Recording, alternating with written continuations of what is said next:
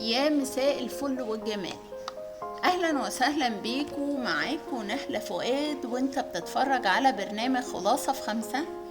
البرنامج اللي بنلخص فيه اهم واقوى الافكار في 5 دقايق وبس.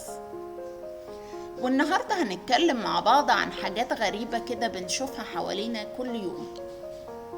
ناس في اماكن غلط، وناس بتدفع تمن حاجات ملهاش فيها اصلا، قرارات عشوائية، قوانين بتتغير كل أسبوع، وسؤال واحد بيفضل دايما في دماغك: هو أنا فين؟ وليه؟ وإزاي الشخص ده ماسك إدارة أصلا؟ في شغل، في حكومة، في مدرسة، دايما في حد ماسك سلطة ومش فاهم هو بيعمل ايه أصلا، بس مصمم يثبت وجوده. بيدي أوامر ملهاش لازمة، بيوقف شغل شغال، يخترع مشكلة ملهاش أصلا وجود.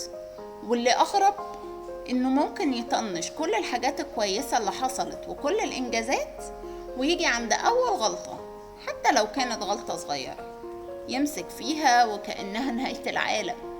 اشتغلت كتير، كفيت ووفيت، خدت مكان حد وسكت، غطيت على مشاكل غيرك، كل ده ما بيتحسبش. بس لو نسيت تملى ملف، او اتأخرت يوم، او كتبت حتى رقم غلط، انت مهمل، انت مش مركز. ازاي يحصل كده؟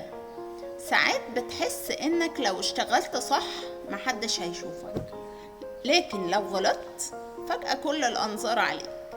بس الحقيقة الغلط عمره ما كان دليل فشل، والغلط مش نهاية الطريق.